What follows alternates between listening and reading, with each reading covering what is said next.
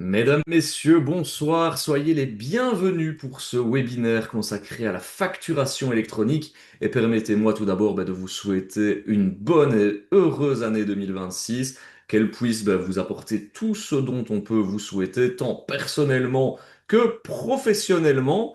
C'est vrai que point de vue professionnel, justement, 2026 est un petit peu, on va dire, une petite révolution dans la mesure où depuis le 1er janvier, la facturation électronique est devenue obligatoire. On a fait quelques déjà séances d'information en amont pour vous préparer. Aujourd'hui, peut-être que vous vous êtes laissé un peu déborder, que vous n'êtes pas en ordre encore à 100%, ou que vous êtes justement déjà dans les clous, mais que vous avez envie de parfaire vos connaissances. En tout cas, vous êtes au bon endroit, car nous allons discuter de cette facturation électronique obligatoire pendant 1 heure et demie. Vous êtes aujourd'hui dans une session qui est plus théorique, hein. On va vraiment vous expliquer un peu les tenants, les aboutissants de cette facturation électronique. Et je me permets déjà de vous mettre rendez-vous ce jeudi où nous aurons une session uniquement consacrée à vos questions. Donc, jeudi, rendez-vous à la même heure, hein, à 19 heures, pour 1 heure de questions-réponses où là, vous pourrez nous poser toutes vos questions et nous y répondrons volontiers. Alors, on essayera déjà de répondre un peu à quelques questions aujourd'hui, mais je préfère vous prévenir que c'est pas le but aujourd'hui. On essaye vraiment de garder toutes les questions pour la session de ce jeudi. Alors, avant de rentrer dans le vif du sujet, je vois que vous êtes déjà assez nombreux à nous avoir rejoints. Et vous pouvez nous faire un petit coucou comme l'ont fait Laetitia, Rachel, Martine, Théo, Maude, Mariannick, Sandy, Nathalie, Claudia, Ellie. Bref, vous êtes très nombreux aujourd'hui à nous faire un petit coucou dans le chat et à être présents justement pour ce webinaire. N'hésitez vraiment pas à faire vivre ce chat, il est là pour ça. D'ailleurs, on y partagera des ressources, tout comme justement, je vous en parlais, la fameuse date de ce jeudi pour vous inscrire à la séance de questions-réponses vis-à-vis de cette facturation électronique. Si vous avez des questions, par contre, à nous poser, comme je l'ai dit, on essayera de les garder pour jeudi, mais si vous avez quand même quelques petites questions, vous avez un onglet Q&R qui est à votre disposition. Et puis nous, on va aussi vous en poser des questions via des petits sondages. Et je vais lancer le premier où justement on vous pose la question, qui d'entre vous n'est pas encore sur PayPal? Où est-ce que vous êtes dessus? Oups, non, vous ne l'êtes pas encore. Je crois, parce que parfois on pense qu'on y est, on ne sait pas. Le si oui lequel, c'est un petit reliquat d'une question qui ne doit pas être là, donc n'y faites pas attention, vous pouvez passer. Mais donc voilà, dites-nous un petit peu, c'est anonyme, hein, complètement anonyme, il n'y aura pas de dénonciation si vous n'êtes pas encore sur PayPal, c'est juste pour nous faire une petite idée des chiffres et puis voir si il y a une corrélation avec les chiffres que nous avons aujourd'hui. Donc je vous laisse voter dans ce petit onglet sondage et je vais accueillir notre expert du soir. Il s'agit d'Éric Bertrand, qui est un homme bien débordé avec cette facturation électronique. Bonsoir Éric. Bonsoir Adrien, effectivement, là pour le moment, allez, je vais le dire, c'est infernal. Le téléphone sonne en boucle, on reçoit des demandes tout le temps et voilà, on est très très chargé. Donc beaucoup de travail, mais voilà, Une bonne cadence pour justement reprendre l'année, hein, reprendre l'année absolument. en force. Alors pour te présenter à ceux qui ne te connaissent peut-être pas, toi tu implémentes justement toutes sortes de logiciels, tu es informaticien, gestionnaire, et donc fatalement en facturation électronique, tu as eu tout un énorme pan de ta clientèle, j'imagine, qui est venu te voir un peu paniquer pour te demander ce qu'elle devait faire.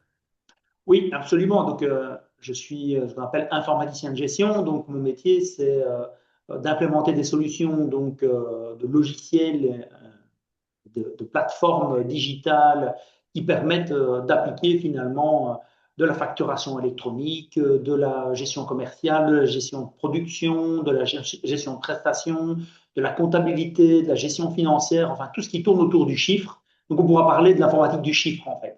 Ouais. Donc voilà, en gros le métier dont il s'agit. Alors, on va faire un petit tour du côté des réponses au premier sondage que j'ai lancé, à savoir qui d'entre vous n'est pas encore sur PayPal. Je vais mettre fin au sondage et partager les résultats. On a la moitié de notre public, Eric, qui est sur PayPal. 41% nous confessent que non, ils ne sont pas encore dessus. Et 9% nous disent je crois. Ben oui, parce que parfois, on n'est pas certain. Et d'ailleurs, ça rejoint la question de Marianne qui nous dit bonsoir, comment vérifier que je suis bien inscrite dans PayPal car je n'ai pas de comptable? Est-ce qu'il y a moyen de savoir si on est inscrit sur PayPal? Oui, absolument. Mais ça, je vais vous montrer comment le vérifier tout à l'heure avec des outils et des plateformes en ligne qui permettent de vous rechercher sur le réseau PayPal. Ok, parfait. Bah voilà, donc restez bien connectés, Marie-Annick. Bonsoir à Florence qui nous demande aussi si la présentation est enregistrée. Bien évidemment, vous aurez le replay ainsi que les slides qu'Eric vous a concoctés d'ici demain, pour être tout à fait précis. Donc voilà, il n'y a plus qu'à, hein, je vais dire. Donc, on va faire peut-être un petit tour de ce qu'on va aborder aujourd'hui. Eric, je te laisse le tapis rouge. Allez, parfait. Je vais partager la présentation. Voilà. Donc, facturation électronique obligatoire pour le 1er janvier 2026. Donc, normalement, ben, tout le monde est censé s'être enregistré sur le réseau s'il est concerné par l'obligation. L'implémentation de la facturation électronique structurée pour les assujettis TVA belges. Donc, l'obligation concerne les échanges de factures entre entités assujetties à la TVA.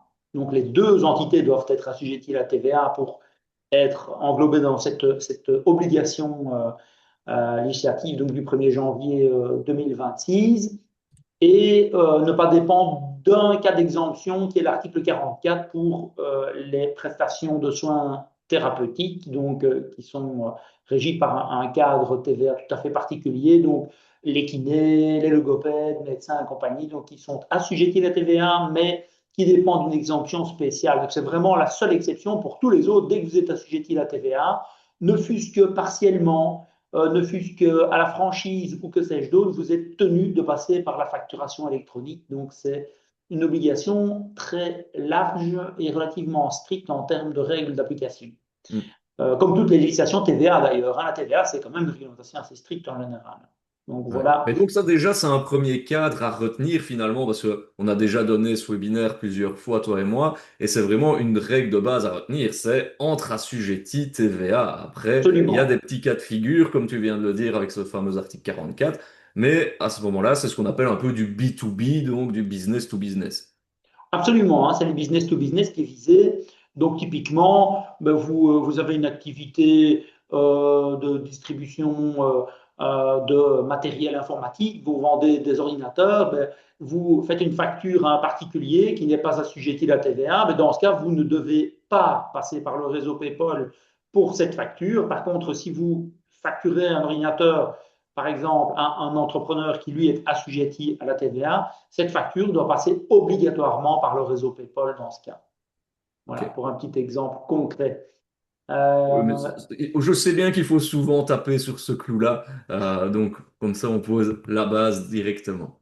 Absolument. Et donc, ce qu'on a voulu faire avec cette présentation aussi, c'est positiver finalement l'intérêt qu'a cet outil donc de facturation électronique pour les entrepreneurs. Parce que c'est quelque chose qui est imposé, mais ça n'a pas que des inconvénients. C'est un outil en fait qui a un intérêt qui facilite la vie au quotidien du traitement de ces factures, tant en réception qu'en envoi. Et donc, outre le fait de l'obligation, eh bien, on va quand même passer en vue les avantages qu'a ce système pour vous en tant qu'entrepreneur. Ouais. Il y a quand Voilà, même des avantages, on n'est pas là pour juste vous embêter. C'est toujours le exactement. premier pas qui coûte, hein, comme on l'avait dit, Eric, mais après, normalement, ça devrait vous faciliter la vie. Absolument, absolument. Donc, c'est quand même quelque chose globalement qui est plutôt satisfaisant après la mise en place. Quand tout roule, on a des retours d'expérience utilisateurs qui sont très positifs. Et donc, voilà, je vais essayer d'orienter cette présentation dans, voilà, dans cet esprit. C'est ça, de manière positive. Absolument. Donc, comme je le disais tout à l'heure, je suis informaticien de gestion. Donc, en fait, j'ai des compétences sur, bien sûr, toute l'informatique et tout le modèle aussi, donc jusque la connectique, en passant par tous les systèmes intermédiaires de routage, de systèmes d'exploitation divers et variés, jusqu'à l'exploitation de bases de données et les interfaces homme-machine, donc les logiciels que vous utilisez.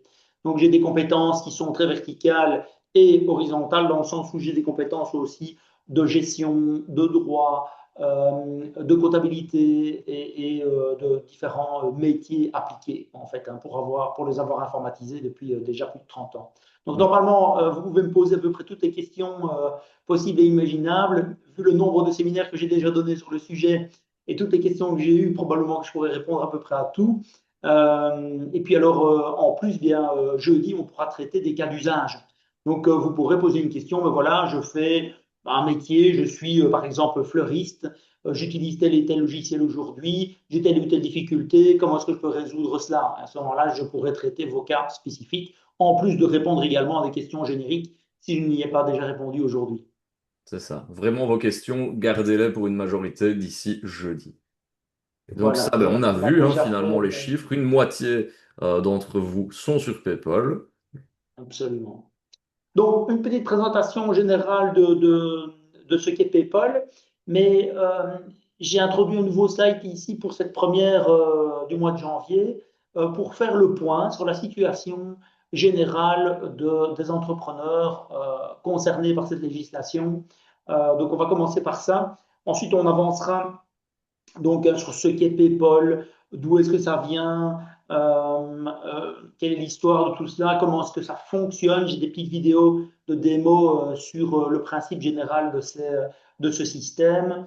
On va aborder des aspects d'intelligence artificielle et en quoi est-ce que la facturation électronique structurée avec les fichiers UBL, XML peuvent être utiles pour l'intelligence artificielle et vous apporter dans le futur certains gros avantages.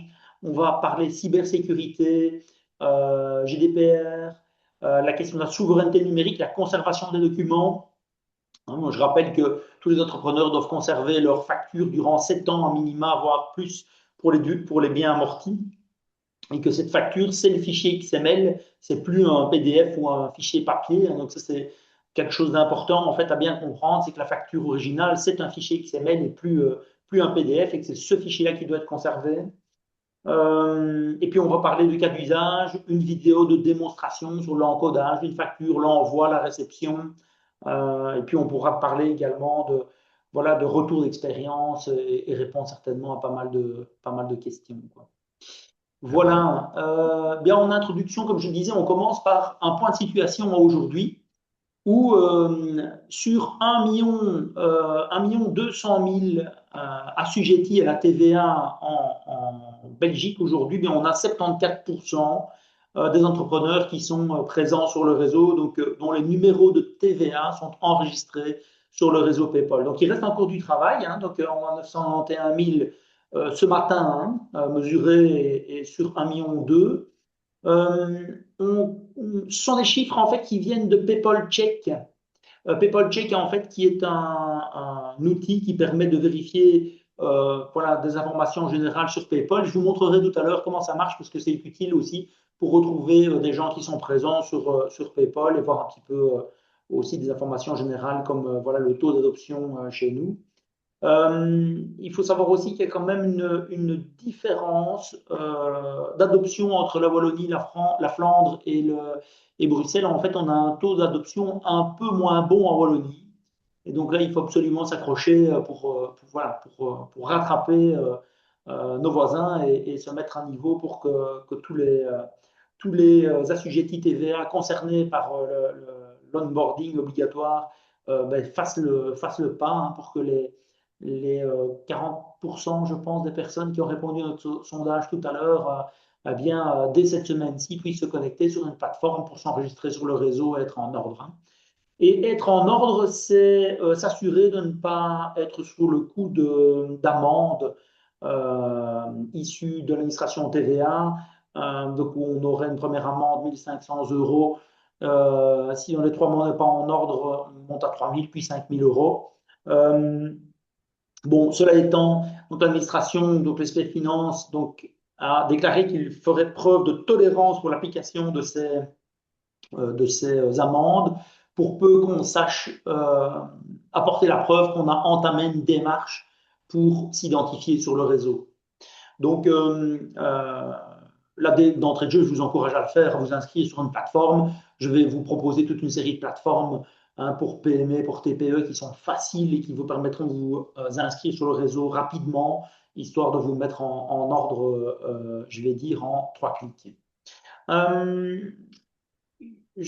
on va également faire une nuance entre être inscrit, être prêt et être inscrit sur le réseau et utiliser le réseau.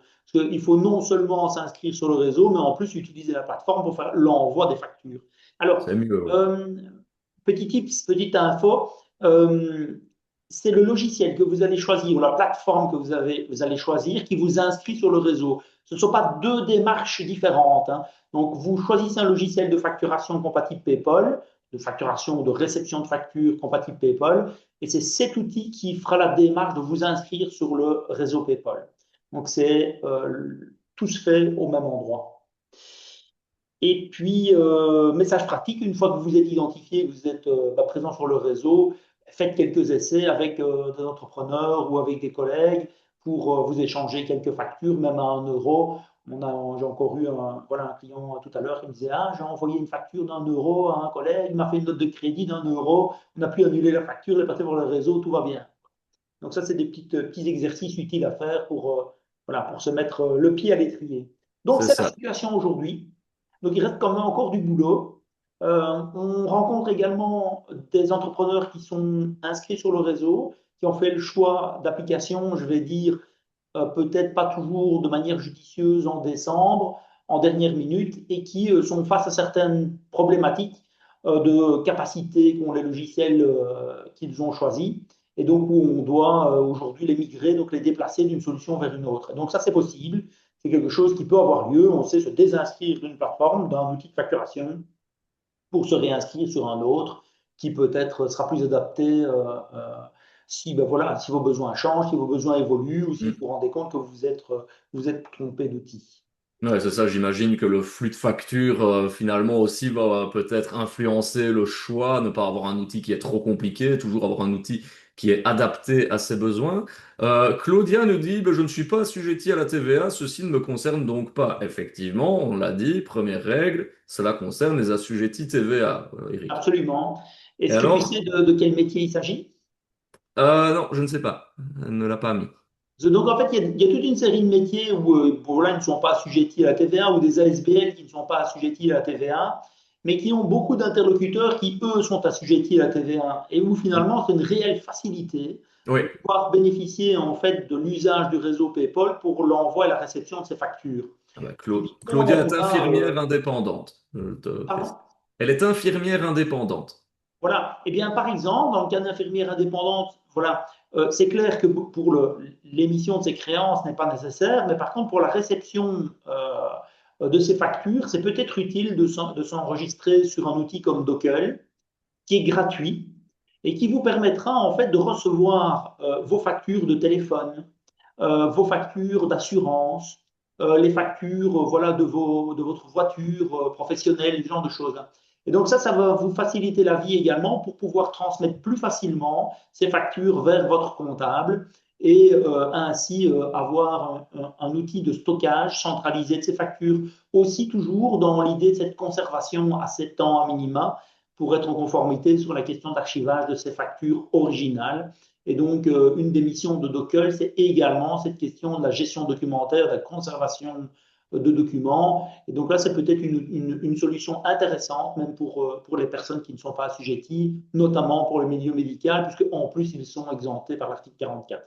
Alors, j'en profite parce que tu me permets une belle transition. On a Laetitia qui est sur PayPal via la plateforme Dockel gratuite. Elle a déjà des factures dessus à payer, mais elle n'a pas de bouton sur Dockel pour payer. Elle se demande si elle peut les payer comme avant par virement. Elle n'aurait pas d'amende ou autre. La façon de payer ne change pas finalement, pas spécialement. Absolument. Donc en fait, c'est quelque chose qui permet de poser un cadre autour euh, l'obligation qui est PayPal. L'obligation, c'est uniquement le transfert de la facture par un réseau dans un format prédéfini.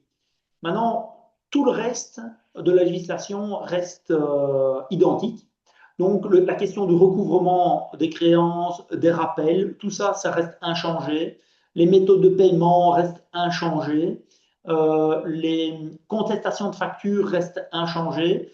Donc, en fait, en gros, il y a juste le vecteur d'envoi de la facture qui change.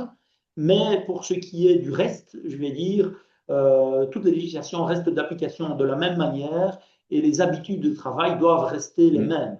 c'est Donc, ça. On on est venu, envoie un rappel de la même manière qu'avant, par exemple. comme tu le dis, on est venu vraiment mettre un cadre sur ce processus d'envoi et de réception de factures finalement. C'est ça. Et ça Et se limite à alors, ça. pardon, excuse-moi. On a Anne-France qui, elle, est indépendante complémentaire. Elle est artisane dans la création de bijoux. Elle a un numéro de TVA. Elle ne paye pas de cotisation car elle est en dessous de 1700 euros de chiffre d'affaires. Elle vend aux particuliers sur les marchés. Donc, est-ce qu'elle doit être inscrite sur PayPal? Donc, elle est assujettie à la TVA et c'est une obligation puisqu'elle doit être capable de recevoir ses factures de ses fournisseurs qui, eux, sont également assujettis à la TVA. Hmm. Donc, Donc, c'est ça. C'est oui, pas parce qu'on ne facture pas que ben, on doit quand même les recevoir. absolument. Donc, il faut être inscrit. Et là, on aborde en fait finalement la question, mais de quel est l'outil qui me convient? Parce qu'on va avoir des outils qui vont être adaptés à l'émission de beaucoup de factures et bien sûr à la réception, mais il y en aura d'autres où je veux dire, cet outil aura comme vocation essentiellement la réception. C'est pour ça que j'abordais Dockel. Pour tous les cas de figure où on ne fait que de la réception, c'est sûr que Dockel peut parfaitement faire le travail. Alors, je vais quand même mettre une nuance parce que je veux dire, on dit oui, mais je ne fais jamais de facture. Vous avez le cas des exemples d'article 44 justement qui n'émettent jamais de facture, à l'exception de leur voiture une fois tous les 3 ans qu'ils revendent. Il faut que cette facture passe par le réseau PayPal. Et en particulier s'il s'agit de leur voiture, parce qu'il faut savoir que le législateur a souhaité mettre en place donc, la facturation électronique structurée par le réseau PayPal pour lutter contre la fraude TVA. C'est la raison première et principale de l'existence de PayPal au niveau européen. Dans le cadre de VAT in a Digital Age, donc la TVA dans le monde digital moderne, je vais dire, où on veut une traçabilité des factures assujetties à la TVA pour notamment lutter avec force contre les carousels TVA internationaux sur le trafic de véhicules qui représentent des masses de fraude sur les dernières années qui s'élèvent à plusieurs milliards. Donc, oui, absolument indispensable de quand même pouvoir être capable d'émettre parfois, dans certains cas, des factures, même si parfois c'est très peu. Et donc là, dans ce cas, bien, par exemple avec Dockel, mais avec d'autres outils, vous aurez la possibilité donc d'émettre des factures moyennant des coûts relativement faibles. On va évoquer d'autres outils hein, comme Bilit, voilà, comme beaucoup d'autres qui sont spécialisés pour des plateformes web, mais on va évoquer également des logiciels de facturation, des ERP, des applicatifs beaucoup plus évolués tout à l'heure. Hmm. Alors, je me permets de faire une petite parenthèse parce que je vois qu'on a énormément de questions ben, de justement nos participants qui demandent ben, est-ce que moi je dois, est-ce que je dois pas. On va essayer d'en prendre quelques-unes, mais n'hésitez vraiment pas à garder ces questions sous le coude et de venir nous les poser jeudi où là on sera vraiment consacré uniquement à vos questions. Je vous ai remis d'ailleurs le lien dans le chat pour pouvoir vous inscrire. Oui, absolument. Donc, je dis qu'il ne faudra pas hésiter, notamment à indiquer votre métier, là où les solutions que vous avez aujourd'hui, indiquer vos particularités ou vos spécificités.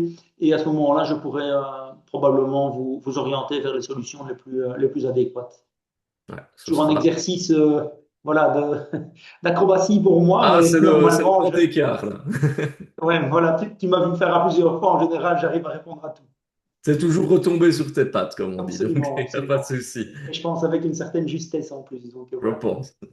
Donc, revenons un petit peu sur la présentation générale. Hein. Donc, l'importance de la facturation électronique, ben, c'est d'abord pour être en ordre vis-à-vis du législateur. Hein. Donc, il y a le problème de l'épée de Damoclès avec les amendes si on n'est pas en ordre. Donc, une tolérance, certes, pour les 3 premiers mois de l'année, mais il ne faut pas se faire d'illusions. Les personnes qui ne sont pas sur le réseau, ben, voilà, ne sont pas en ordre hein, vis-à-vis voilà, vis-à-vis d'un éventuel contrôleur. Donc, si on a voilà, un contrôle où on n'est pas tout à fait en ordre, c'est clair que c'est encore un problème supplémentaire qui vient s'ajouter, alors qu'en quelques clics, on peut être connecté sur le réseau. Donc, c'est facile de se connecter au réseau, c'est facile de s'identifier et de pouvoir être présent. Donc, moyennant l'accès à certaines plateformes en ligne ou certains applicatifs, par exemple, que vous pouvez prendre par votre comptable. Hein. On sait que ben, voilà, les trois plus gros logiciels de compta, c'est Bob Winbooks et Horus. Et on sait que ces trois logiciels, en fait, permettent à beaucoup d'indépendants par leur comptable de se connecter au réseau. Et donc, prendre contact avec votre comptable, c'est certainement voilà, une des premières choses à faire si vous ne faites pas votre comptabilité vous-même, bien entendu. Et puis, vous allez constater aussi que vous avez une réduction en fait du traitement administratif des documents. Hein. C'est le cas de, comme j'expliquais pour une infirmière, le fait d'être présente sur le réseau PayPal. Eh bien, ces factures rentrent toutes seules et elles sont rapidement disponibles pour le comptable pour les déclarations TVA ou déclarations fiscales. Et puis, bah, cette obligation au 1er janvier, comme je le disais tout à l'heure. Voilà.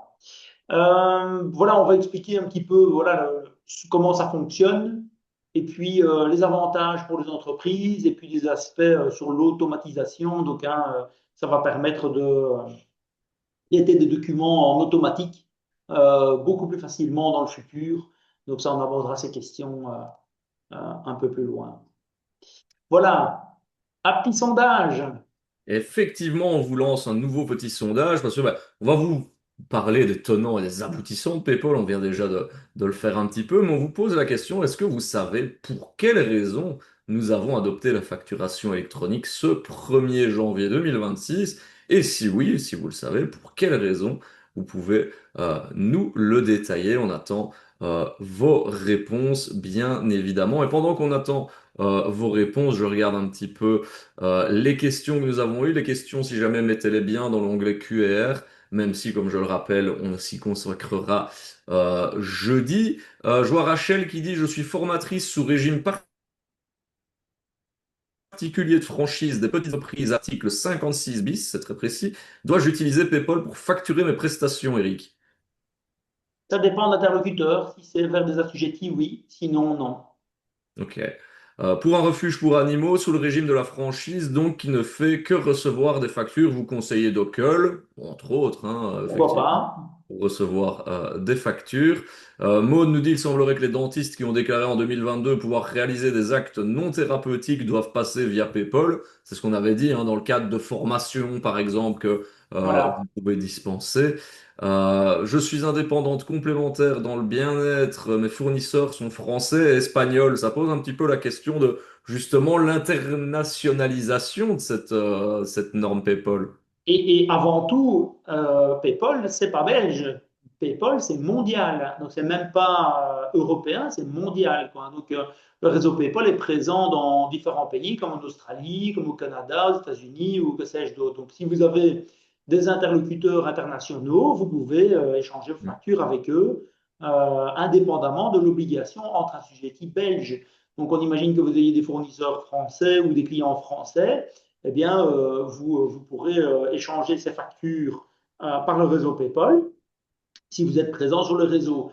Rien ne vous y oblige formellement, hein, donc il n'y a pas d'obligation de ce côté-là, mais à partir du moment où vous serez présent sur le réseau, eh bien, vous souhaiterez l'utiliser parce que c'est plus facile. Et puis, ça Alors, apporte quelques informations complémentaires. Vous êtes certain que votre facture arrive, et puis vous avez des accusés de réception. Donc, c'est quand même un avantage supplémentaire hein, que vous avez par rapport à ça. alors, Laetitia, elle est indépendante complémentaire non assujettie, mais il lui arrive de facturer à une entreprise qui, elle, est assujettie. Doit-elle s'inscrire sur PayPal dès lors? Non, absolument pas, puisqu'on n'est pas avec deux assujettis. Donc, dans ce cas, ce n'est pas obligatoire d'être présent sur le réseau PayPal. Ça pose même certaines difficultés, en fait, quand on n'est pas assujetti à la TVA ou qu'on a une entité qui n'existe pas au terme d'un numéro d'entreprise à la Banque Carrefour, indépendamment du fait d'être inscrit à la TVA. Eh bien, il faut un identifiant unique. Et si on n'a pas de numéro d'entreprise, eh bien, dans ce cas, on doit créer ce qu'on appelle un numéro GLN, qui est un numéro tiers un tiers identificateur qui vous permet de générer une espèce de numéro unique comme un numéro d'entreprise et de se servir de ce numéro pour vous identifier sur le réseau PayPal. Donc, c'est une alternative au numéro de TVA pour s'identifier sur le réseau PayPal pour que voilà, monsieur tout le monde puisse, s'il le souhaite, s'inscrire ou des entités parastatales ou spécifiques, je pense à l'OTAN, ce genre de choses-là, qui n'ont pas de numéro d'entreprise mais qui ont un numéro de GLN. Ok, Voilà, cas parfait, spécifique. merci pour cette réponse plus que complète. Ça nous a permis de balayer un peu tout ce qu'il y avait dans le chat. Je vois que Sylviane nous a aussi posé une question, mais on y reviendra, Sylvano, pardon, pour tous les outils tout à l'heure. 52% de notre public, je vous partage, les résultats savent ou pensent savoir pourquoi nous avons adopté la facturation électronique, donc c'est quand même plus de la moitié. Et dans les réponses que je vois qu'on m'a données, Eric, on a pour lutter contre la fraude fiscale. L'Europe nous l'impose, c'est un suivi plus pointu de la TVA pour éviter les fraudes à la TVA, répondre à la législation fiscale en vigueur, hein, éviter de faire du noir, éviter le carrousel TVA, tu l'avais dit, hein, on a repris tes mots, mieux surveiller les entreprises, anti-fraude, pour contrôler un peu plus, hein, finalement, donner un cadre à la facturation et lutter contre la fraude TVA dans le secteur vente de voitures. Donc on a repris Oui, absolument. typiquement tes Oui, je vais exemples. donner quand même des pistes. Absolument. Mais donc, on a un public attentif, c'est très bien. Satisfaisant, absolument. Euh, voilà, ben, je propose de continuer. Donc, PayPal, ça signifie Pan-European Public Procurement Online. Donc, à l'origine, c'est un outil qui servait à échanger des documents d'appel d'offres entre administrations et ils ont élargi en fait le système à l'échange de factures et puis ils ont donné l'accès à ce système aux entrepreneurs, donc au secteur privé. Donc, ça veut dire qu'en réalité, sur PayPal, on sait faire transiter autre chose que des factures. On peut y faire transiter des offres, des bons de commande, des bons de livraison, que sais-je d'autre. Donc, en fait, outre les aspects de fraude à la TVA, par exemple, eh bien, on va avoir un outil qui va permettre une fluidification des échanges des documents administratifs entre les entreprises pour éviter du réencodage. Mais au-delà de la facture. Donc, comme je disais, bon de livraison, bon de commande et compagnie. Donc, ça, c'est quelque chose qui pourra venir dans le futur avec des fonctionnalités potentiellement accessibles dans les programmes de gestion, de facturation qui pourront être mis à disposition dans le futur, quoi. Donc, des perspectives d'évolution et d'amélioration, donc de fluidité entre les entrepreneurs, donc normalement d'amélioration de chiffre d'affaires et de probablement de produit intérieur brut à moyen terme. Donc, moyennant, on espère une adaptation du tissu socio-économique à cette nouvelle technique. On espère que la fluidification des échanges commerciaux vont s'améliorer grâce à cette technologie. Hmm. Et puis, on va avancer peut-être avec l'origine et voilà l'intérêt de cet outil. Pourquoi est-ce qu'on a, voilà, pourquoi est-ce qu'on a implémenté ça et comment ça a été implémenté. Voilà, c'est peut-être des trucs un peu moins intéressants à faire, mais ce que je propose peut-être, c'est de passer à cette petite animation où j'explique le principe en fait de la facturation électronique. Donc, on imagine, on a un émetteur et un récepteur, et puis on a finalement le réseau PayPal au milieu entre les deux. Et l'émetteur comme le récepteur ont leur fournisseur de services. Donc, je suis émetteur, j'ai un fournisseur de services sur lequel je me connecte. Et donc, en fait, on peut faire une assimilation à l'envoi d'un email. On imagine, j'ai Outlook, je veux envoyer un email, eh bien, je l'envoie vers mon fournisseur de services qui est peut-être Proximus. Et puis, je veux envoyer cet email à un destinataire qui a une adresse Gmail et sur lequel je veux utiliser la plateforme web de Google. Eh bien, on pourrait imaginer que le destinataire, lui, son fournisseur de service, c'est Google. Le fournisseur de service de l'émetteur, c'est Proximus. Et chacun, l'émetteur comme le destinataire, ont une adresse. Et donc, en fait, on voit que la comparaison soutient, je vais dire que la comparaison est soutenue parce que on a les critères identiques à l'envoi d'un email, une adresse, un fournisseur de service pour chacun et le transfert d'un document, à l'exception du fait que à la place d'Outlook, c'est un programme de facturation et à la place d'une adresse mail, c'est un identifiant PayPal. Donc, l'émetteur avec son logiciel de facturation qui veut émettre une facture va demander à son fournisseur de service d'identifier le destinataire et de savoir s'il est bien présent sur le réseau. Donc ça, c'est intéressant parce que dès le départ, dès le moment où on appuie sur le bouton envoyer quand on a fait sa facture, eh bien, le système indique immédiatement à l'utilisateur si son destinataire est bien présent sur le réseau et s'il est bien en mesure de recevoir sa facture électronique structurée. Donc, je relance ma petite animation. Donc, en fait, l'émetteur reçoit un accusé de réception de son fournisseur de service indiquant que le destinataire est bien présent sur le réseau. Et donc, il y a l'émission de la facture qui a lieu sur le réseau vers le fournisseur de service du destinataire. Et le logiciel du destinataire va pouvoir aller relever chez son fournisseur de service la facture et la récupérer. Ensuite, une fois qu'il aura récupéré cette facture, le logiciel du destinataire va émettre un accusé de réception qui va faire le chemin inverse pour revenir jusqu'à l'émetteur. Et donc, en fait, il y a également un truc intéressant, c'est que la facture, elle ne reste pas sur le réseau. Elle n'est pas, a priori, destinée à être stockée chez le fournisseur de service du destinataire, par exemple. Ce n'est pas le but du jeu. C'est comme la poste, en fait. On envoie une lettre, elle arrive dans la boîte aux lettres du destinataire. Alors certes, elle reste un moment dans votre boîte aux lettres à la rue, mais dès que vous allez la chercher, eh bien, elle est chez vous et plus personne ne peut y avoir accès. Donc en fait, le stockage de la facture sur le réseau est transitaire. Donc la facture ne reste pas à disposition sur le réseau pour que, par exemple, l'administration puisse venir la rechercher ou ce genre de choses-là. Bien qu'il y ait des projets d'échange de factures électroniques structurées vers l'administration en parallèle, mais voilà, on n'y est pas. L'administration travaille à ça. Ils aimeraient bien mettre en place des solutions de génération de déclaration de TVA automatique, mais on est encore loin d'avoir une solution performante. Donc, on retient qu'on peut assimiler ça à un système de mail. C'est comme envoyer un email à un destinataire. Ça passe par des fournisseurs de services qui s'occupent de l'acheminement et c'est à chacun de conserver sur ses logiciels ou ses plateformes la facture qu'il reçoit. Voilà pour le principe général du système. Parfait. On a une question qui est revenue plusieurs fois parce que voilà, le système il est là, il est obligatoire. Par exemple, on a Yves qui dit, lui il est en SRL pour un bar à bière artisanal, il encode ses factures fournisseurs depuis le 15 novembre pour se familiariser avec PayPal via Bill2Box. Et il s'étonne de ne pas encore avoir reçu de facture fournisseur, que normalement il en a eu plus ou moins 500 en 2024. Est-ce normal? On avait une autre personne qui nous disait que ben, elle ne voyait pas, Martine, ses factures sur PayPal, par exemple Proximus, etc. Donc, ça met un peu de temps à arriver.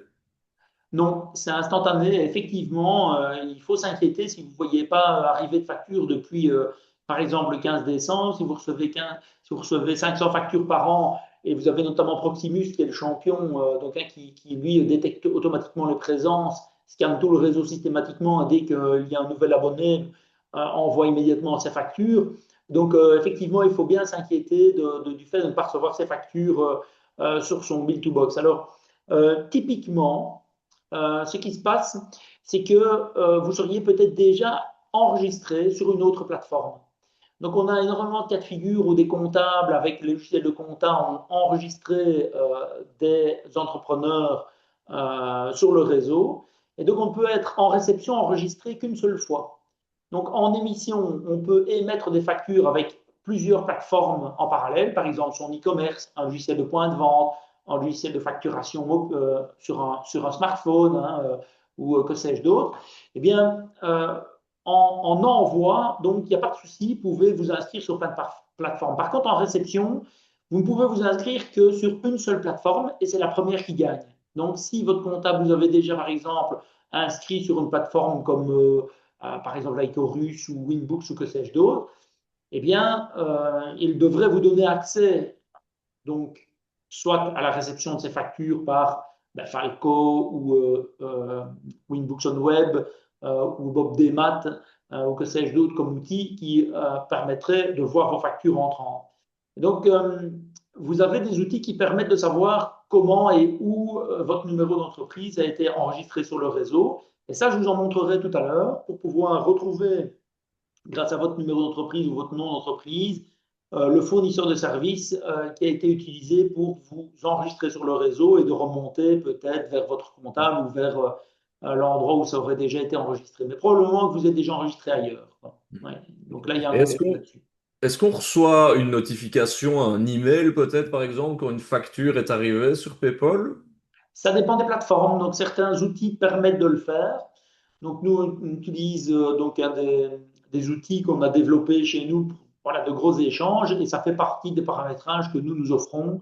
Donc, on a ces fonctionnalités, mais d'autres le font également. Donc, absolument, il y a des choses qui existent de ce côté-là. Ben voilà, qui répond à une partie de la question de Valérie. Pour son autre partie, ben je l'invite à venir nous la poser ce jeudi, hein. Je vous mets d'ailleurs le lien dans le chat. Voilà, je reviens donc sur le fil de la présentation, où je reviens un peu sur la partie un peu plus théorique et sur la question du rôle de la facturation électronique et du cadre standardisé. Donc en fait, une facture électronique, c'est un fichier XML, donc c'est un fichier qui contient toute une série d'informations structurées, un petit peu comme on a des fichiers Word, des fichiers Excel. Eh bien, on a un fichier texte avec toute une série d'informations de balises qui permet d'identifier le contenu de manière sûre et certaine et d'avoir toujours un cadre structuré du stockage de cette information de sorte à ce qu'elle soit compréhensible pour tous les logiciels du monde qui sont compatibles avec le format UBL et donc par le réseau PayPal. Donc, ça permet d'envisager en fait une compréhension universelle, mais également une exploitation de ce contenu de manière efficace. Hein, donc, on a connu donc une longue période où on s'échangeait des factures PDF, mais elles étaient toutes différentes et les logiciels avaient grand mal à identifier, reconnaître et exploiter le contenu de manière efficace. Et bien, grâce à cette standardisation, on va avoir une reconnaissance de toutes les lignes d'articles, par exemple, et tant en vente qu'en achat.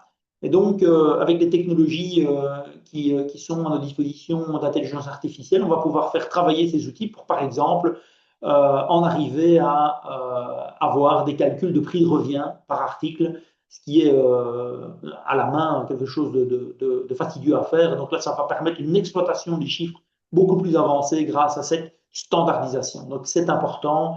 Donc on a d'une part le réseau qui fait transiter l'information de manière sécurisée et d'autre part, elle transite de manière standardisée qui permet donc une meilleure exploitation. Donc deux points qui font la force de cet outil. Et donc, passer par le réseau PayPal, c'est aussi vous assurer que vous respectez le RGPD, hein, le Règlement général de la protection des données, puisque les données, les factures, quand elles transitent avec, par exemple, le nom des tiers qui sont présents sur les factures, eh bien, ces factures sont en sécurité sur le réseau PayPal car il est très sécurisé. Et donc, on a fort peu de risques, en tout cas pas d'expérience pour le moment où il y a eu du piratage de ce côté-là. Donc, vous êtes en conformité avec le réseau PayPal. Par contre, à vous de stocker vos factures dans des environnements sécurisés. Donc, le stockage de vos fichiers XML, c'est votre responsabilité. Et là, vous devez bien sûr être en mesure de démontrer que vous avez fait des copies de sécurité, des backups et que vous avez bien protégé vos machines avec des mises à jour et des antivirus et des mots de passe avec un niveau de sécurité acceptable. Voilà. Et une authentification à multiples facteurs de préférence. Par exemple. Voilà. Petit rappel toujours bien utile sur la sécurité. Tout ça, c'est la base. On n'en parle jamais assez. Voilà, exactement. Et on a des accidents encore, voilà, régulièrement, hein.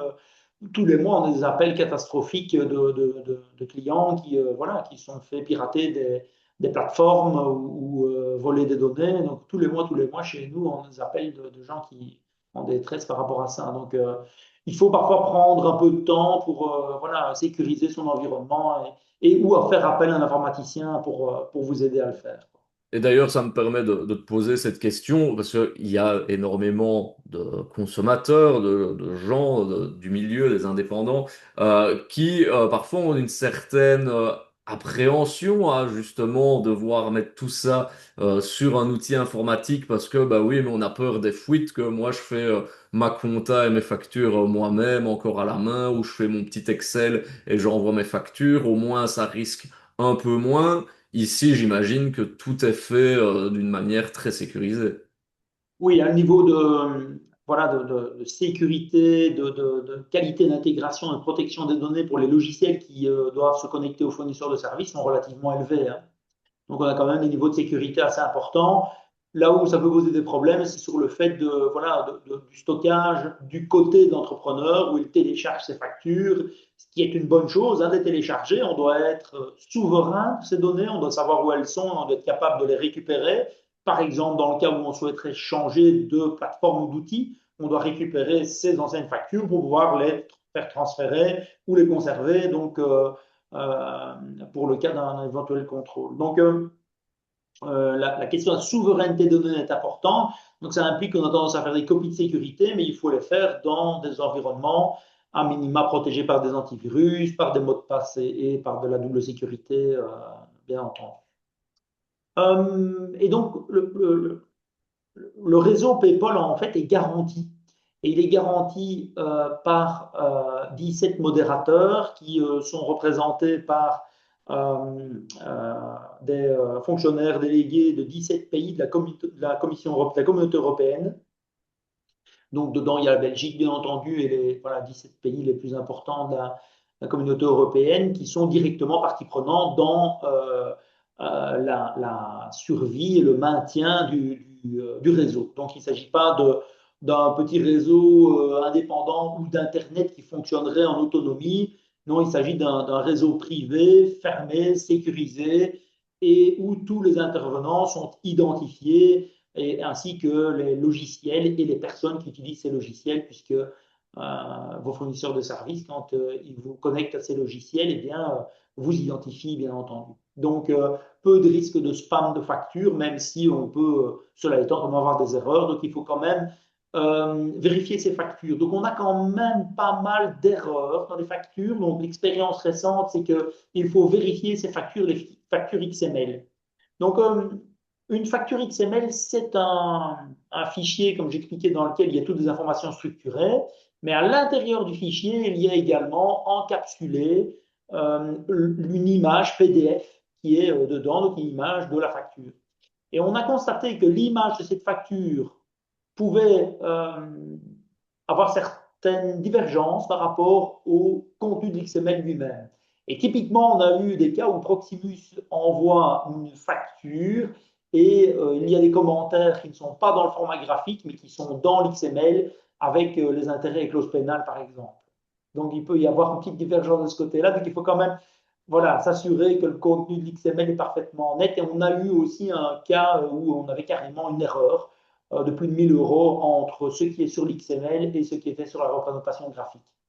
Donc là, on a commencé à mettre au point aussi de notre côté des solutions pour pouvoir faire des vérifications automatiques de la. Voilà, parce que voilà, les systèmes informatiques et les logiciels peuvent aussi se tromper. Donc, c'est ce qui s'était produit dans ces cas-là. Donc, il n'empêche rien au fait qu'il faut vérifier ces factures, hein. Donc, ça reste nécessaire quoi qu'il arrive. Donc, pour revenir à ce slide, un réseau pérenne, international et fiable. Voilà, avançons un petit peu sur le fonctionnement et les avantages. Je vous ai expliqué le système à quatre coins et le principe général avec la vidéo que je vais vous épargner à nouveau. Donc, on a bien entendu parler de standardisation, d'interopérabilité, hein, d'accessibilité aussi. Donc, en gros, on a essentiellement une réduction des coûts grâce à cela. Donc, on a quand même une amélioration puisqu'on a moins d'encodage et la qualité de l'encodage est meilleure. Donc, on a une efficacité accrue, donc une qualité d'information avec moins d'erreurs. Cela étant, donc j'ai parlé juste avant des erreurs qu'on a pu constater, mais globalement, c'est mieux que ce qu'on avait avec le format PDF ou courrier antérieur. Donc, ça s'améliore, hein, cela étant. Et puis, on a une gestion simplifiée puisque tout se centralise au même endroit dans sa boîte ou dans sa plateforme PayPal. Et puis, une information enrichie, hein, c'est ce que j'ai abordé tout à l'heure, notamment avec ce que l'intelligence artificielle nous permettra d'obtenir comme résultat grâce à des traitements automatisés. Alors, Aujourd'hui, par rapport à l'intelligence artificielle, ce qu'on a, c'est qu'on a ChatGPT, par exemple, d'un côté, que tout le monde connaît, puis on a nos programmes de comptabilité, de gestion commerciale de l'autre. Et donc, l'idée, c'est d'arriver à faire parler ces deux univers ensemble. Et aujourd'hui, ben, évidemment, ChatGPT n'a pas accès à vos bases de données, de vos programmes de comptabilité, de facturation, de gestion commerciale. Eh bien, dans des infrastructures dans ma disposition maintenant, on inclut une brique supplémentaire. C'est un outil de liaison, en fait, et d'intégration de workflow ou de flow qui permet de relier des intelligences artificielles aux API des programmes de comptabilité et de gestion. Donc, une API, c'est une interface, un outil qui permet de relier des programmes de comptabilité, de facturation, de gestion commerciale à le reste du monde. Et le reste du monde, eh bien, c'est un outil de workflow qui va, par exemple, vous permettre de relier WhatsApp, par exemple, ou Telegram, de poser une question à Telegram en disant, tiens, est-ce que tu veux bien me donner le prix de tel article? Eh bien, WhatsApp va poser la question à cet outil de flow qui va interroger ChatGPT, qui va faire appel à l'API et l'interface donc de connexion à votre programme de facturation et qui va aller lire dans la fiche article le prix pour vous le rendre en échange. Donc, on a implémenté ça chez nous pour un collaborateur avec qui on en avait assez de le pourchasser pour qu'il pointe ses prestations quand il fait ses interventions. Et donc, maintenant, quand il est en intervention, il dicte en fait à Telegram ses interventions en disant j'ai été chez tel client, j'ai fait telle intervention, j'ai fait telle modification sur telle imprimante, j'ai connecté un tel, j'ai livré tel et tel produit avec et ça m'a pris 1 heure et demie. Et donc, en fait, l'AI a tout compris, crée donc le ticket, donc le bon de livraison, je vais dire, de ce client, en l'identifiant donc dans le logiciel, en créant le bordereau comme si on l'avait encodé manuellement dans le logiciel. Il va sélectionner tous les articles, comprendre que chez ce client-là, d'habitude, on facture des déplacements à concurrence de autant de kilomètres et va tout compléter tout seul, en fait. Et on a un taux d'erreur maintenant pour ce collaborateur qui est inférieur à ceux qui encodent manuellement leurs heures. Donc il faut qu'on arrive à généraliser l'habitude maintenant. Donc il y a un changement d'habitude. Donc le plus mauvais chez nous est devenu le meilleur grâce à cet outil. Donc voilà, c'est un exemple concret dans le présent qui permet en fait, grâce à la standardisation de la facture et au format, je vais dire, systématique de l'outil, de permettre d'interfacer facilement vos programmes de comptabilité, de gestion commerciale et de facturation avec le monde de l'intelligence artificielle. Et donc, tout à l'heure, je donnais l'exemple de ces factures d'achat et ces factures de vente, où on pourra demander à son intelligence artificielle de calculer ses prix de revient, ce qui était très fastidieux à faire pour un comptable. Et bien là, on va pouvoir avoir des comptables qui vont pouvoir faire ces demandes à des intelligences artificielles et pouvoir avoir une valeur ajoutée sur l'interprétation de ces chiffres plutôt que de passer son temps à les calculer. Mm. Donc voilà, une grosse amélioration dans le futur sur le traitement de la donnée, sur le niveau de traitement de données, sur la qualité de celle-ci. Et donc pour la qualité, la question donc, de la fraude et de la vérification, l'intelligence va être vraiment utile. Je me permets de recontextualiser parce qu'on a deux personnes qui nous disent qu'elles n'ont pas compris l'exemple de l'utilisation de l'IA avec Telegram. Donc, tout simplement, ton employé utilise une application de messagerie, en l'occurrence ici Telegram, ça pourrait être WhatsApp, où il fait un vocal où il explique tout ce qu'il a fait, combien de temps ça lui a pris, où est-ce qu'il a été, et vous directement, ben, ça vous sort une fiche qui vous permet d'avoir tout ça. Une Cet facture. employé n'était pas un bon élève en la matière pour remplir ses fiches. Maintenant, finalement, ça se fait un peu automatiquement, c'est Oui, ça. absolument. Et donc, ça génère la facture tout seul. Donc, le système a fait la facture, quoi, de manière tout à fait automatique. C'est ChatGPT qui l'a fait en réalité, hein. Donc, on a pu relier finalement, grâce à ces outils, ChatGPT avec vos programmes de facturation et de gestion. Et donc, la communication entre les deux a pu avoir lieu. La manière dont on les a reliés leur a permis de générer cette facture automatiquement, quoi, en fait, Mm. rien qu'en parlant, quoi.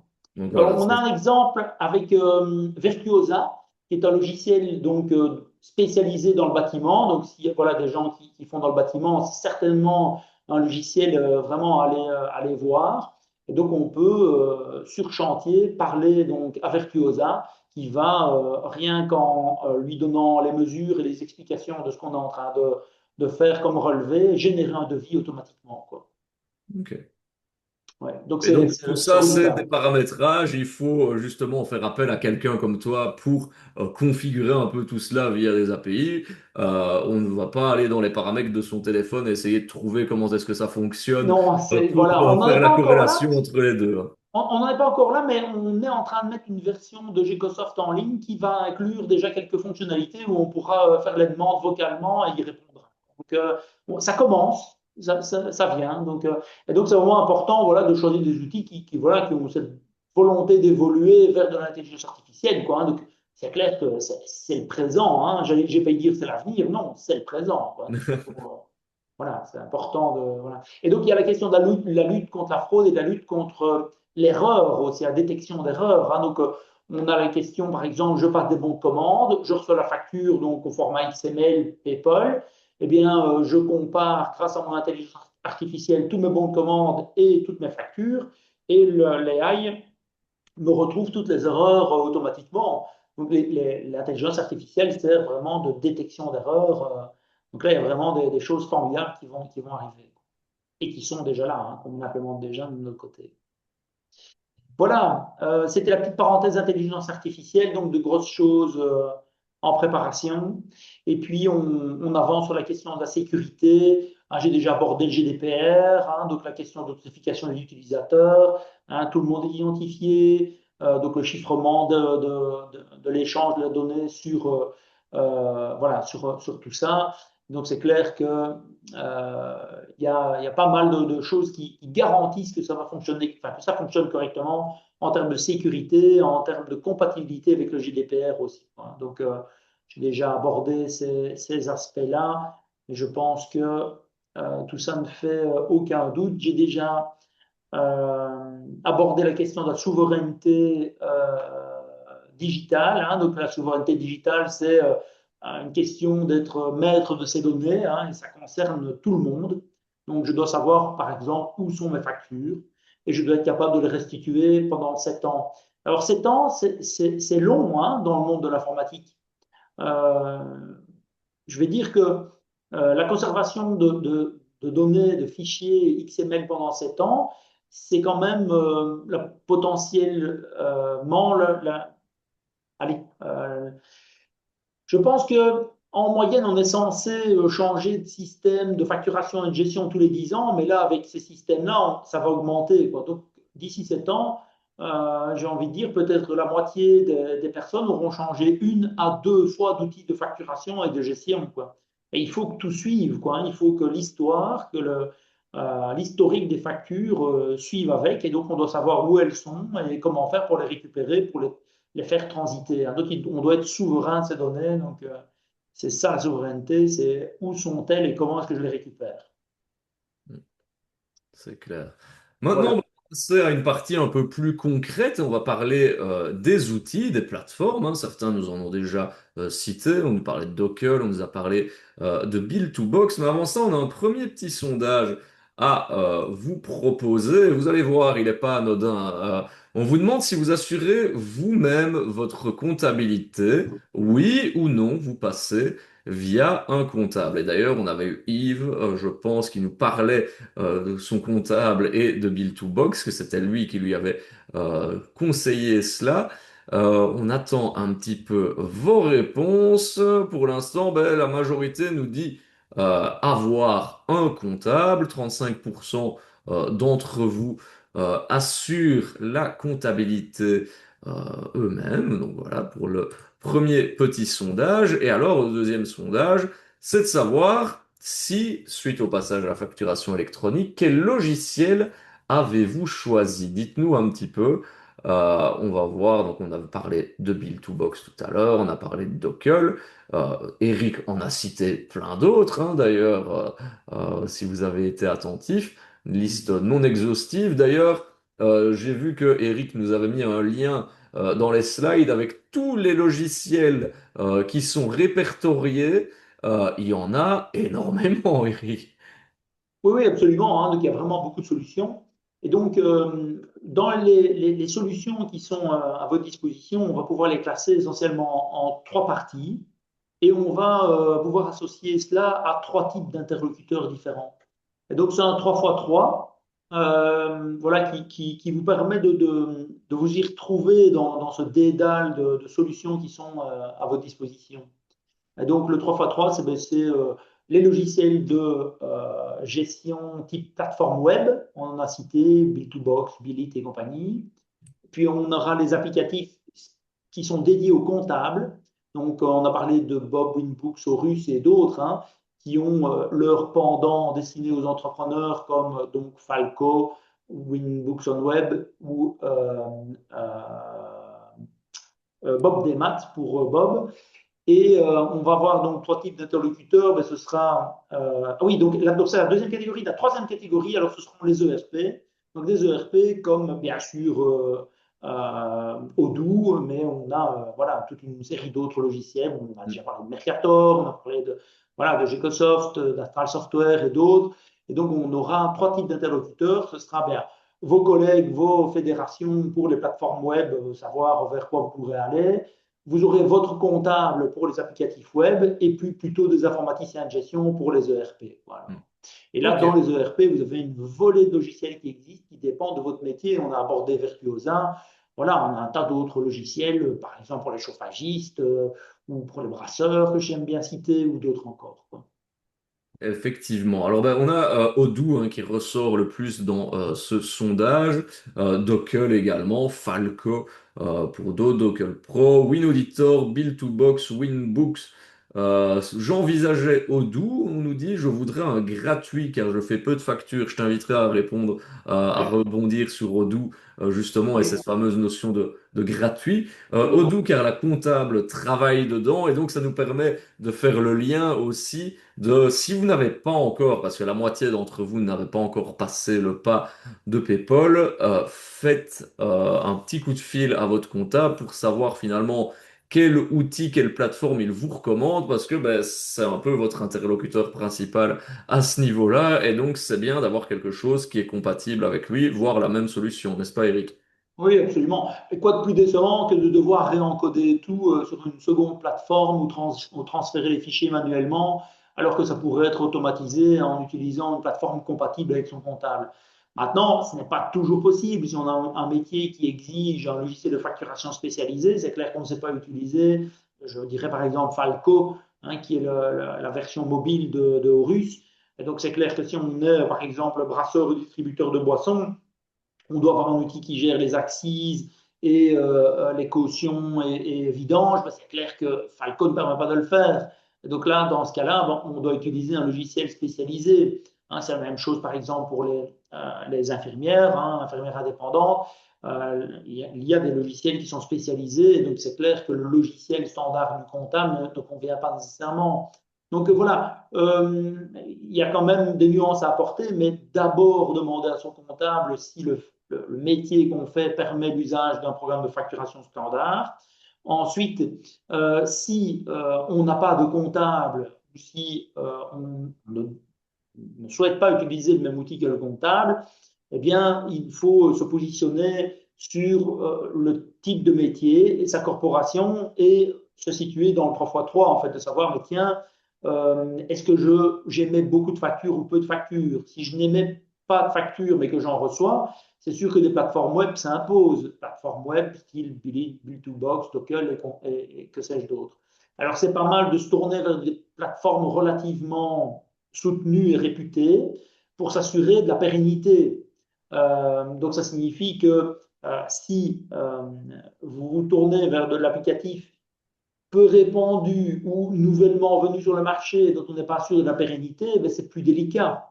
Donc, hein, il y a la question de la pérennité hein, donc, qui se pose. Donc, il faut quand même se méfier de l'effet d'aubaine de certaines applications qui sortent de terre, qui ne sont voilà, inconnues au bataillon et dont on n'est pas sûr qu'elles soient toujours là dans 6 mois.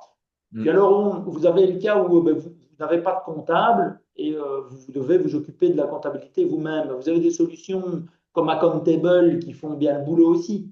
Et il y a justement une question de Marie dans le chat. Il y a beaucoup de pubs sur les réseaux pour Accountable. Qu'est-ce que tu en penses? Car les frais de comptable sont de plus en plus élevés pour un minimum de prestations comptables. Oui, absolument. Mais de toute façon, bon, petite parenthèse pour les comptables, c'est un métier sous tension. Donc, c'est réellement difficile pour le moment, donc on trouve difficilement des comptables. Et alors, on a une vague de têtes grises, hein, donc voilà, de personnes qui sont, je vais dire, plus près de la pension que du début et qui, voilà, ne trouvent pas de succession. Et donc, on se retrouve finalement avec, voilà, une difficulté, avec une tension sur le marché des comptables assez, voilà, assez importante pour le moment. Et puis, des difficultés parfois pour certains comptables à s'adapter à ces nouvelles technologies. Donc, c'est clair qu'on aide aussi, nous, des comptables dans ces contextes-là pour leur apporter des solutions, mais ça reste, voilà, dans certains cas compliqué.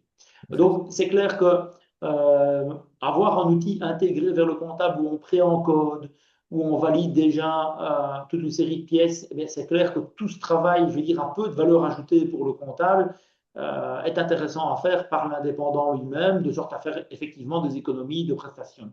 Ouais, c'est ça. Euh, Et donc, il y avait une question de Laetitia. Nous ne sommes pas obligés de prendre la même plateforme que son comptable, mais c'est quand même recommandé finalement.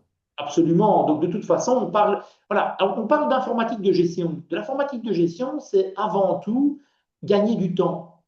Et donc, si à un moment donné, on fait une démarche, ou je vais dire plutôt si on a le choix entre deux démarches, une qui coûte un peu plus cher à l'achat, mais qui fait gagner plus de temps, et une autre qui est moins chère, mais qui est plus longue au traitement journalier. Eh bien là, il faut faire une addition. Il faut dire, ben, tiens, voilà, mon temps coûte autant, parce que pendant que je fais une heure de prestation comptable, je ne fais pas une heure de prestation pour mes clients, je ne fais pas une vente pour mes clients. Et est-ce que ce n'est pas plus rentable d'utiliser l'outil du comptable plutôt que d'utiliser un outil indépendant pour économiser de 10 euros par mois et me retrouver finalement avec des frais comptables plus importants d'autre part. Donc il y a quand même une petite réflexion à avoir sur la question du temps gagné.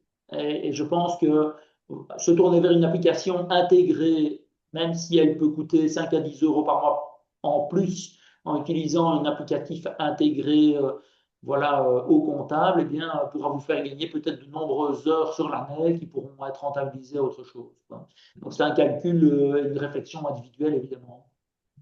Quel est ton avis sur Odoo, justement? C'était une question de Sylvano posée tout en début de webinaire. On a eu Odoo qui est ressorti dans les réponses de plateformes choisies, notamment parce que c'est gratuit. Tu aimerais peut-être refaire la lumière là-dessus. Oui, absolument. Donc, il y a pas que eux hein, où c'est gratuit, mais en réalité, c'est pas gratuit. Parce que gratuit, c'est zéro. Mais là, c'est pas zéro. En fait, vous payez Odoo et c'est inclus dans votre abonnement de base Odoo.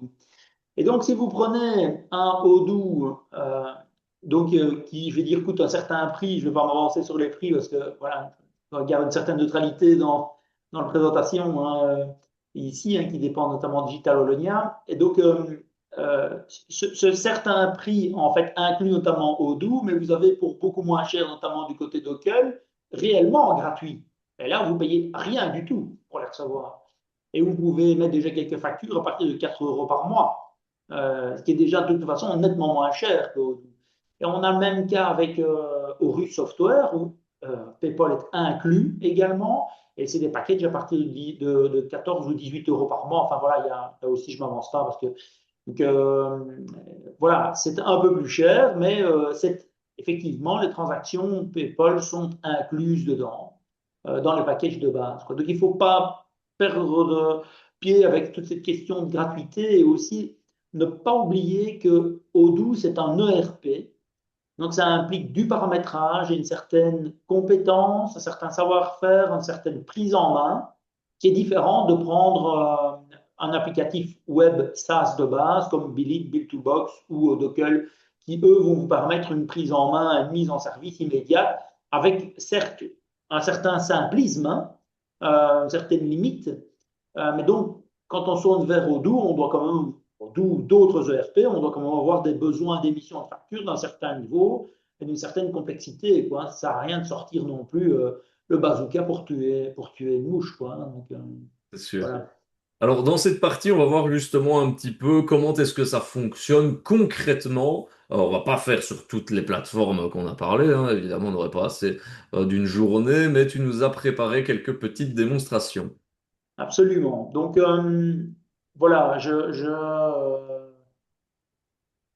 j'avance un petit peu voilà, dans les slides. Donc, voilà, il y a quelques logiciels qu'on a présentés. Comme tu le disais, on a une liste de tous les logiciels disponibles qui ont été recensés et qui sont donc intégrés à PayPal, hein, dont le lien vous a été fourni et est présent dans les slides. On a voilà, toute une série d'applicatifs et de cas d'usage divers et variés. Mais pour la présentation ici, j'ai jeté mon dévolu sur le cas de Winbooks qui permet en fait d'émettre des factures avec plusieurs types de plateformes, web et Windows. Et donc, voilà, pour la besoin de la présentation, sans que ce soit une publicité pour cet outil-là plutôt que pour un autre, mais ça permet en fait d'avoir une image claire et complète d'un cas d'envoi de facture et de réception. Voilà, donc je vais vous lancer cette petite vidéo. Donc, qu'est-ce qu'on fait? Bon, on va se connecter sur une plateforme web, donc Winbooks on Web, et on va créer deux factures. Donc, on va émettre deux factures sur le réseau PayPal vers deux interlocuteurs différents. Une première facture qu'on va envoyer vers une autre plateforme web et une seconde qu'on va envoyer vers un logiciel Windows, donc l'applicatif Windows Winbooks. Donc deux envois vers deux destinations différentes.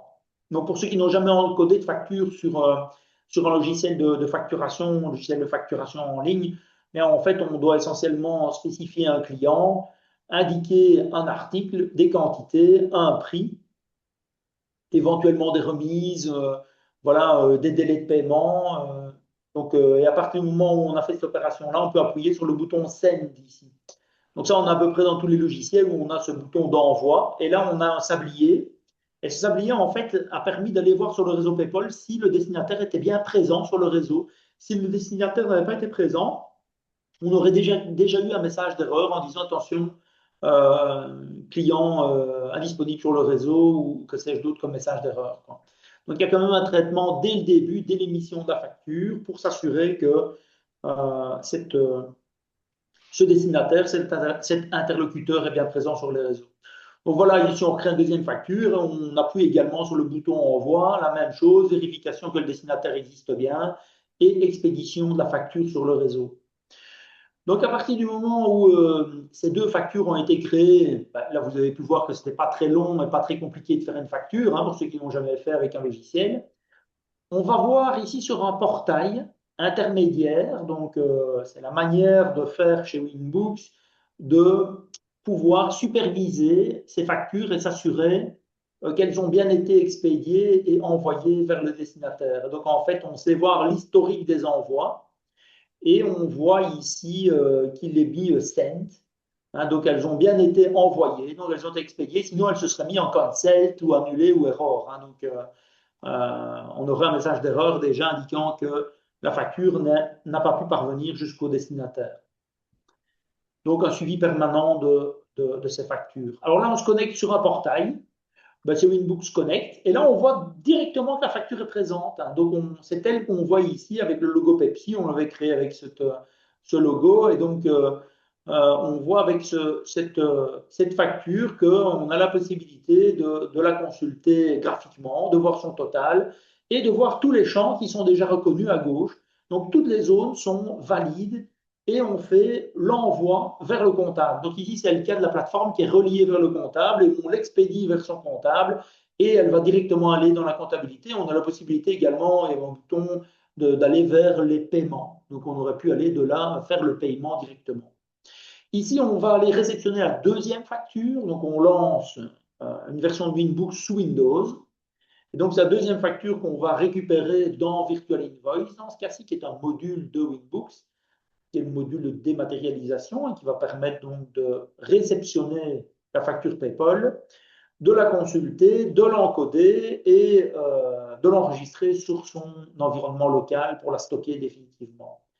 Donc, il a détecté qu'il y avait une facture, il dit, tiens, voulez-vous la réceptionner? Oui. et on voit qu'elle est à nouveau complète. Et on voit à droite les valeurs sont bien reconnues et on va pouvoir en un clic faire l'encodage de cette facture dans la comptabilité. Voilà, elle est dedans, c'est fait, donc on n'a rien dû taper, elle est enregistrée automatiquement, immédiatement, alors qu'avant, on devait taper toutes les zones manuellement. Donc voilà, deux factures émises, deux méthodes de réception, donc une plateforme web ou une plateforme Windows. Donc c'était intéressant d'avoir voilà, les deux cas de figure et de montrer un exemple concret de ce que c'est que la réalisation d'une facture et d'un autre côté la réception d'une facture sur deux types de plateformes différentes. Mm. Ouais, au moins on voit un petit peu de ce dont on parle finalement, que c'est pas très très chinois, parce que parfois ça peut faire un peu peur. L'inconnu fait toujours peur, hein, de toute façon, Oui, Eric. oui, absolument. Est-ce que tu as eu des retours finalement de clients qui étaient peut-être un peu sceptiques, chez qui tu as implémenté ça, et bah, qu'est-ce qu'ils en ont dit finalement? On a des retours d'expérience qui sont plutôt positifs, hein. Donc, je vais dire, quelles que soient les plateformes, en fait, c'est plutôt apprécié comme technologie. D'abord, on se sent en sécurité parce qu'on est certain que sa facture va aboutir. On est plutôt serein par rapport au contenu parce qu'on a la certitude qu'il n'a pas été falsifié. Euh, donc, des utilisateurs qui sont plus en confiance à l'usage de cet outil. Tu m'as déjà entendu parler de ce cas malheureux d'un garagiste qui avait acheté une voiture sur une plateforme web qu'il avait l'habitude d'utiliser, hein. Donc, ce n'était pas la première fois qu'il achetait un véhicule sur cette plateforme d'enchères, un véhicule à 15 000 euros, et il reçoit en échange une facture par email avec un PDF en pièces jointes. Et la facture a été falsifiée par un hacker qui a piraté la boîte mail et qui a changé de numéro de compte en mettant un cachet, nouveau numéro de compte. Et de bonne foi, le garagiste a payé et ils se sont rendus compte 15 jours après, moyennant le rappel du fournisseur, que eh bien, l'argent a été payé sur un compte d'un hacker et l'argent a été perdu, quoi. Donc ça, c'est quelque chose qui n'est plus possible avec PayPal. C'est un type de hacking qui n'est plus permis. Et donc, ça amène une certaine sérénité, une certaine confiance à l'usage de ces factures parce qu'on sait qu'elles sont de l'interlocuteur, même si son interlocuteur peut se tromper, hein. Il faut quand même toujours vérifier ses factures, bien sûr, hein. On peut faire un mauvais encodage, mais par contre, on est certain d'identifier l'émetteur et que le contenu de cette facture vient bien en entièreté de cette personne, qu'on n'aura pas pu modifier, par exemple, le compte. C'est Donc une plutôt des question. retours d'expérience positifs. Ouais, et c'était d'ailleurs justement en termes d'erreur une question qui était revenue assez souvent lors de précédentes séances, c'est que faire si voilà je me suis trompé? Il y a des possibilités de rectification aussi. C'est pas parce qu'on a envoyé une facture via PayPal qu'elle est partie à tout jamais et qu'on ne pourra rien y changer. Oui, bah absolument, mais bon, évidemment, l'idée, c'est de faire des notes de crédit, hein. Donc, cette volonté, enfin, cette capacité, ou voilà, cette habitude, je vais dire, qu'on avait qui n'était pas correcte, hein, parce que normalement, une facture, quand elle est émise, c'est un original définitif. Donc, on ne peut pas modifier une facture, hein. C'est dans le code TVA. Et donc, ça signifie que normalement, on doit créditer et réémettre. Et c'est clair que, je vais dire, avant PayPal, ben, on avait tendance à modifier la facture. On disait à notre interlocuteur, jette-la et voilà la nouvelle modifiée. Donc, on ne pourra plus faire ça. Donc, il faudra créditer la facture et puis donc réémettre une nouvelle facture PayPal correcte. Alors, j'ai envie de dire, pour éviter les erreurs, c'est toujours mieux de créditer l'entièreté de la facture et refaire une facture correcte plutôt que de vouloir créditer la différence erronée, quoi. Ça évite les erreurs sur des erreurs. Donc, on crédite tout, on refacture, c'est propre, c'est net et ça facilite le nettoyage des comptabilités, hein, des comptes dans les comptabilités, quoi. Ok, parfait. Voilà, bonne pratique. Effectivement. Alors, on arrive tout doucement à la fin de ce webinaire et avant que nous abordions la conclusion, je me permets déjà de vous lancer la petite enquête de satisfaction. Voilà, si vous pouvez prendre 2 minutes de votre temps, même pas, hein, même pas 2 minutes, pour nous donner votre avis sur ce webinaire. Ce sont ben, justement les résultats de ce type d'enquête qui nous permettent d'organiser ce type de webinaire. Donc c'est assez précieux pour nous. Donc n'hésitez pas réellement à nous donner votre avis. On en arrive donc, hein, comme je l'ai dit, Eric, à la conclusion finalement de cette présentation. On aura brossé un petit peu plein d'aspects finalement, d'où ça vient, pourquoi, tous les aspects sécurité, RGPD, différents outils. D'ailleurs, on a Michel qui nous dit, est-ce que tu connais Oki, qui serait le logiciel conseillé par son comptable avec lequel il gère les comptabilités de ses clients, justement, dont on parlait tout à l'heure de Oui, plein oui, de absolument. logiciels. Voilà, c'est un des outils qui est présent sur le marché, qui est un peu plus spécifique, hein. C'est moins, je vais dire, diffusé que les autres gros logiciels intégrés au comptable. Mais oui, oui, absolument, on le rencontre parfois et ça fait le boulot. Pour peu que ce soit compatible avec votre comptable et que vous êtes d'accord, ça roule, hein. Ok, voilà. Et donc, on a vu tous ces logiciels et on a vu en pratique comment est-ce que ça fonctionnait.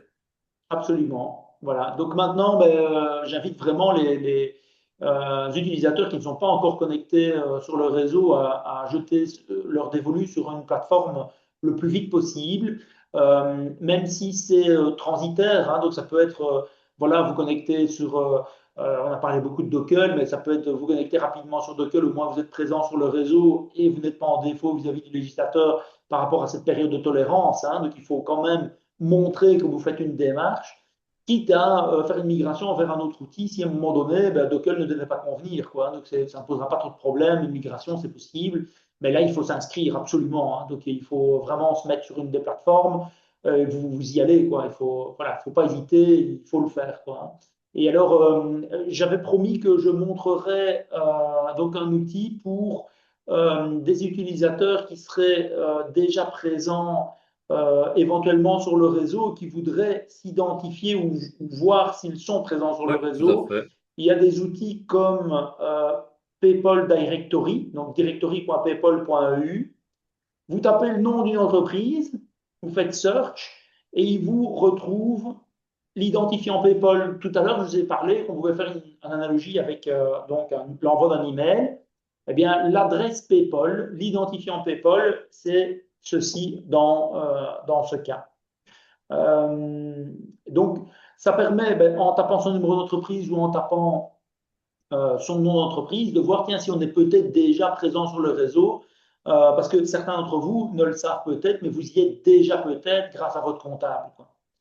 Un autre outil intéressant, c'était PayPal Check. Ouais, ça, c'est les sites de facturation. Je cherche après PayPal Check parce que c'est intéressant.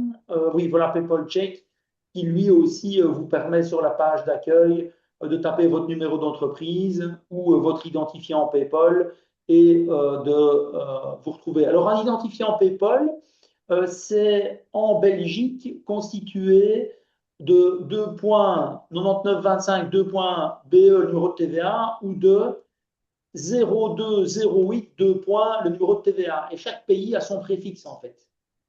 Donc voilà, c'est des petites choses intéressantes à savoir quand vous êtes sur ce moteur de recherche pour rechercher un fournisseur ou savoir si vous-même vous êtes présent sur le réseau, donc vous aurez tous les liens et tout ça.